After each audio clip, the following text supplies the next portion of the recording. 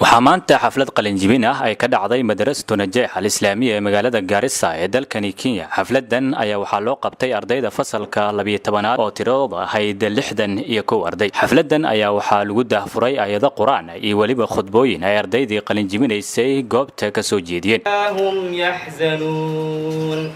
الله خالق كل شيء وهو على كل شيء وكيل له مقاليد السماوات والأرض والذين كفروا بآيات الله أولئك هم الخاسرون قل أفغير الله تأمروني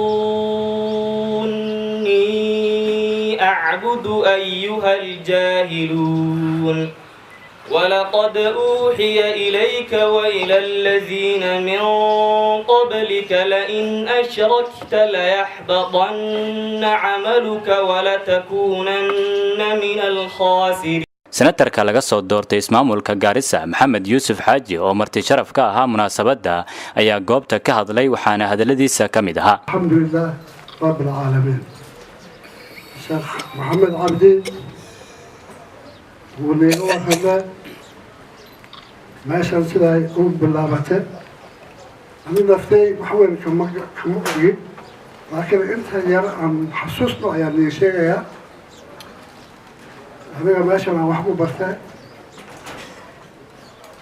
دوسي بحانو هنجري إمام كمساجد كي يرى ما شاء الله شرف عمر الجيل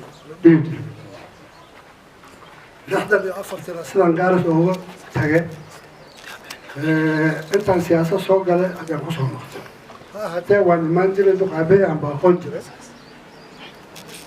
waxaa mahad leh. ugu dambeyntii mudiirka ama maamulaha madrasatu najeex Sheekh Khaliif Cabdi Xuseen ayaa markii ay xafladda soo dhamaatay Honkable TV uga warbixiyay dufcada maanta ka baxday madrasada iyo waliba dadkii ka soo qayb galay. aalamiin وصلي وسلم على رسول الله الأمين وعلى آله وصحبه أجمعين. الحمد لله الذي بنعمته تتم الصالحات. إلهي بمهد علينا سبحانه وتعالى. هرتا مقعيقة أن كور مرو خليف عبد حسين مدير مدرسة النجاح الإسلامية غاريسا كينيا. ما أنت وحان قد بالدقني حفلتي قلنجمتي سند لها أهد تنا وحيد حفلتي أما الدفعتي صدن إيشانات وحمد السادة كتخرج مانتا لحدا يكو أردي madrasatu najeex al-islaamiya ayaa waxaa la aasaasay sanadkii 1964 Bashiir Axmed Daqane Honkable TV Garissa.